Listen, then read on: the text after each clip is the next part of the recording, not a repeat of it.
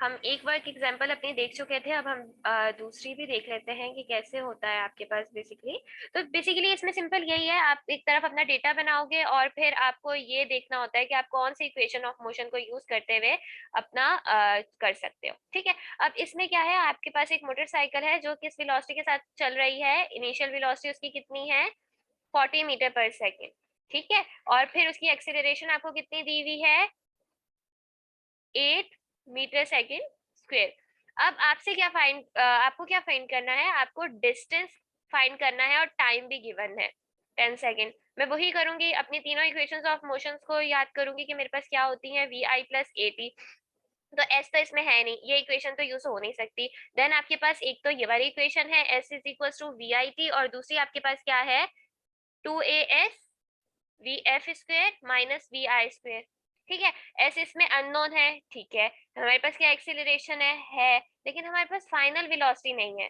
तो इसमें आपके पास क्या हो जाएगा, दो अननोन्स आ जाएंगे। तो इसका क्या मतलब है कि आप ये इक्वेशन ऑफ मोशन को भी यूज नहीं कर सकते। तो आपके पास सिंपल जो तीसरी बची वो आपके पास क्या है, S is equal to V I T plus half A T square. आपके पास टाइम भी गिवन है, इनिशियल वेलोसिटी भी है, ये तो कांस्टेंट फैक्टर है, एक्सीलरेशन भी है और टाइम भी है। तो इजीली आप इससे क्या निकाल सकते हो, अपना एस। ठीक है, तो सिंपली आपको डेटा बनाना है, डेटा बनाने के बाद आप कितने अननोन्स इक्वेशन में आ रहे हैं उसकी हेल्प से आप ये फाइंड कर सकते हो कि आपको कौन सी इक्वेशन ऑफ मोशन को यूज करना है। ये आपके दो न्यूमेरिकल प्रॉब्लम से आप साथ साथ अपने जो आपके एक्सरसाइज के पीछे होते हैं वो करते जाओगे, ताकि एंड में बटन ना हो। और मैंने आप लोगों से अभी तक फर्स्ट चैप्टर की भी असाइनमेंट नहीं ली, ये चैप्टर कंप्लीट होके आपको दोनों चैप्टर्स की असाइनमेंट मुझे साथ सबमिट करवानी है। ओके, अच्छा, ये नेक्स्ट टॉपिक है हमारा मोशन ड्यू टू ग्रेविटी, और आई थिंक ये आप लोगों का चैप्टर नंबर 2 का लास्ट है। हाँ, ये आप लोगों का लास्ट है। अब हम ये देख लेते हैं कि मोशन ड्यू टू ग्रेविटी हमारे पास क्या होता है। Motion due to gravity, idea है किसी को क्या हम इसमें पढ़ने वाले हैं? सबसे पहले मोशन ड्यू टू ग्रेविटी में हमें ये पता होना चाहिए ग्रेविटी क्या होती है। अगर फॉर एग्जाम्पल अभी जो आप जिस पेन से लिख रहे हो, आई होप सो कि आप लोग साथ साथ नोट्स भी बना रहे होंगे, तो अगर आपके हाथ में एक पेन है, आप उसको ड्रॉप कर दोगे तो वो क्या होगा, वो नीचे जाएगा। ये नीचे क्यों जा रहा है, न्यूटन ने भी इसी के बारे में सोचा था ना, एप्पल नीचे क्यों गिर रहा है। तो ये नीचे क्यों जा रहा है, ड्यू टू मोशन और अंडर द ग्रेविटी।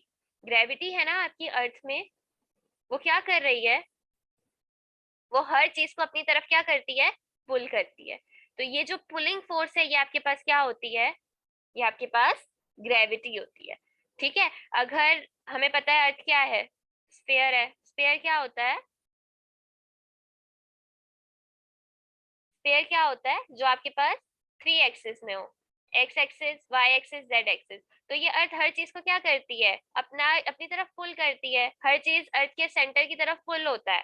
ठीक है, तो ये वाली फोर्स क्या कहलाती है, ग्रेविटी। इसी वजह से आप कोई भी चीज ड्रॉप करते हो तो वो किसकी तरफ जाती है, नीचे की तरफ जाती है। अब मैं आपसे एक चीज पूछती हूँ कि आपके पास एक फेदर है, फेदर मीन्स पर वगैरह है आपके पास किसी भी चीज का, और आपके पास एक स्टोन है, ठीक है, एक पत्थर है। आपने दोनों को एक सेम हाइट से फेंका।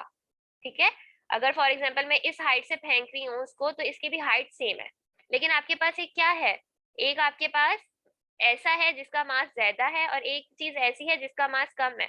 तो कौन सी चीज जमीन पे पहले टकराएगी, ऑफ कोर्स फेदर तो जो है उड़ उड़ के आएगा नीचे। ठीक है, और जो स्टोन है वो डायरेक्ट नीचे आ जाएगा। तो जो आपके पास स्टोन है वो फौरन जमीन से टकराएगा।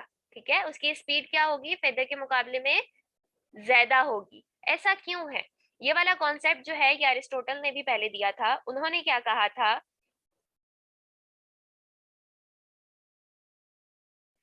उन्होंने ये कहा था कि आपके पास जो भी हैवियर ऑब्जेक्ट्स हैं वो फॉल फास्ट करेंगे। ठीक है, वो पहले गिरेंगे। अभी स्टोन और फेदर में से कौन सा हैवी था, स्टोन था ना, या जिनका मास ज्यादा है। ठीक है, तो ये हमें अरिस्टोटल ने बताया था। ठीक है, और ऐसा होता क्यों है, जो आपके पास लाइटर ऑब्जेक्ट्स होते हैं ना, उनके ऊपर एयर फ्रिक्शन जो होती है ना वो ज्यादा लग रही होती है। ठीक है। एयर फ्रिक्शन क्या होगी, रेजिस्टेंस उसे दे रही होगी। रेजिस्टेंस क्या होती है, कोई भी चीज अगर फॉर एग्जांपल एक गाड़ी मूव कर रही है, इधर कोई हर्डल आ गया है तो गाड़ी की स्पीड कम हो रही है, तो ये वाली चीज रेजिस्टेंस क्रिएट कर रही है। रेजिस्टेंस मींस रुकावट। ठीक है। रेजिस्टेंस क्या होती है आपके पास, रुकावट। तो जो आपके पास लाइटर ऑब्जेक्ट्स हैं वो तो हमने कह दिया कि वो उनका मास कम है और वो जमीन से देर से टकराते हैं, लेकिन ऐसा होता क्यों है, इसलिए होता है कि जो आपके पास एयर रेजिस्टेंस होती है वो इनके ऊपर ज्यादा फोर्स अप्लाई कर रही होती है। ठीक है। ये वाला कॉन्सेप्ट हमने देख लिया, ये हमें अरिस्टोटल ने भी बताया था। लेकिन अब क्या हुआ, जो आपके गैलीलियो थे, इन्होंने क्या किया, ये एक टावर पे थे, पीसा टावर पे थे, इन्होंने वहां से एक कोई भी ऑब्जेक्ट लिया जिसका मास एंड साइज, इन उसका मास भी डिफरेंट था, साइज, मास डिफरेंट होगा तो डेफिनेटली सी बात है साइज भी डिफरेंट होगा। उन्होंने एक ऐसा ऑब्जेक्ट फेंका पिसा टावर से जो सेम हाइट से फेंका, लेकिन क्या हुआ, उनका मास डिफरेंट था, लेकिन दोनों ने एक साथ जाके जमीन पे टकराया। तो अब तो ये कॉन्सेप्ट आपका गलत हो गया, जो हम कह रहे थे कि अगर जिसका मास ज्यादा होगा, जिसका मास कम होगा, जिसका मास कम होगा वो क्या होगा, जमीन से पहले देर से टकराएगा और हैवियर ऑब्जेक्ट फौरन जाके गिरेगा। तो यहाँ पे तो ये कॉन्सेप्ट गलत हो गया। लेकिन क्यों गलत हो गया, क्योंकि गैलीलियो ने इसमें जो शेप ली थी दोनों ऑब्जेक्ट्स की वो सेम ली थी। ठीक है।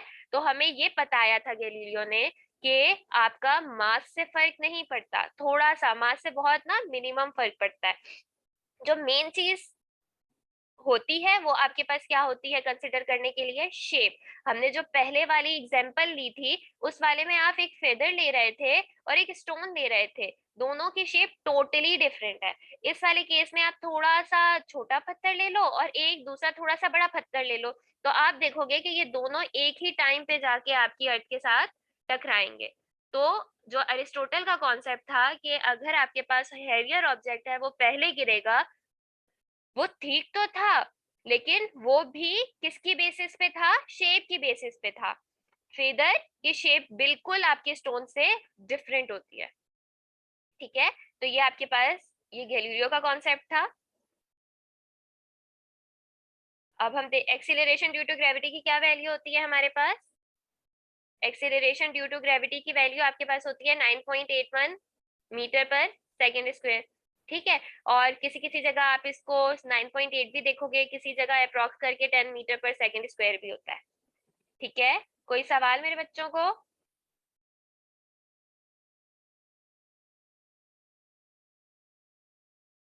ठीक है, ये हम देख लेते हैं।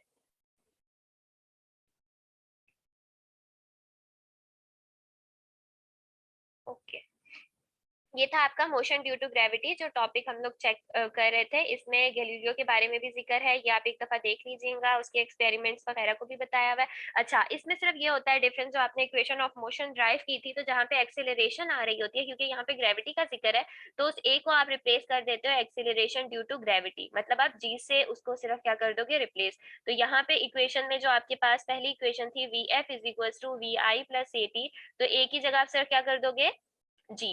ठीक है। इसी तरह आपके पास इक्वेशन थी s is equal to V I T plus half A T के स्क्वायर, इस a को आप क्या कर दोगे, जी। फिर आपके पास थी 2a s h, अच्छा हाँ, इसमें डिफरेंट आता है आपके पास, बाकी तो फर्स्ट सेकंड इक्वेशन में आपके पास सिर्फ हमने g को h से रिप्लेस कर दिया। थर्ड इक्वेशन में क्या होता है आपके पास, 2as होता है ना, V F square minus V I square, क्योंकि यहाँ पे ये तो मुझे पता है कि मुझे a को g से रिप्लेस करना है। ठीक है। हमने s की जगह यहाँ पे h क्यों ले लिया, बात सेम ही है। s भी आपको क्या बताता है, s आपको डिस्टेंस बताता है एक ऑब्जेक्ट से दूसरे ऑब्जेक्ट तक, लेकिन क्योंकि यहाँ पे जो आपका ऑब्जेक्ट हम ड्यू टू ग्रेविटी में वर्टिकल मोशन को कंसीडर करते हैं, इसलिए s को हम किससे रिप्लेस कर देते हैं, h से।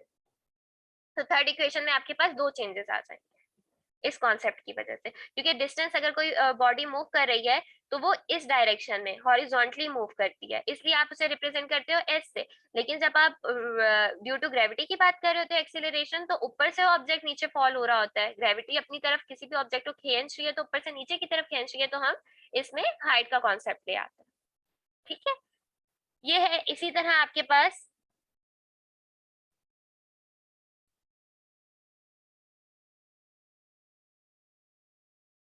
ओके बेटा, ये मैंने रिकॉर्डिंग भी कर लिया है, लिया आपको इसकी रिकॉर्डिंग भी मिल जाएगी।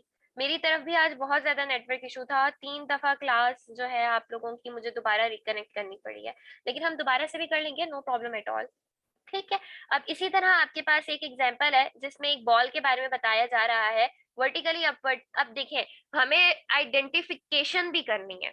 ठीक है, हमें आइडेंटिफिकेशन भी तो करनी है ना कि हमें कौन सी इक्वेशंस ऑफ मोशन यूज करनी है, ड्यू टू ग्रेविटी वाली या आपने जो पहले पढ़ा था, क्योंकि ग्रेविटी वाली में जी रिप्लेस होगा।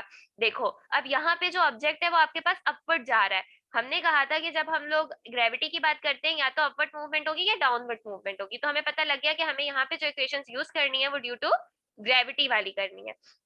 उसकी वेलोसिटी कितनी वेलोसिटी से वो अपवर्ड मूव कर रहा है, 12 मीटर पर सेकेंड। ठीक है, the ball will be slowing down to pull of earth gravity on it. यहाँ पे भी उन्होंने ग्रेविटी का बता दिया, अगर वो यहाँ पे ग्रेविटी का ना भी बताते तो इस वाली चीज से ही हमें पता लग गया कि ये हमें कौन सी इक्वेशन यूज करनी है। बैक टू अर्थ, पहले वो ऊपर जा रहा है और वापस रिटर्न अर्थ की तरफ आ रहा है। फाइंड आउट द टाइम, आपको क्या करना है, टाइम फाइंड करना है। अच्छा, इसमें सिर्फ आपको वी आई गिवन है, तो मुझे पता है कि मेरी जो सेकंड और थर्ड इक्वेशन ऑफ मोशन थी उसमें तो एस आ रहा था, तो वो तो यहाँ पे अप्लाई हो ही नहीं सकती। तो सबसे सिंपल वाली जो हमारे पास इक्वेशन थी वही यहाँ पे अप्लाई हो सकेगी, V F is equal to V I plus G T, यही होगा ना।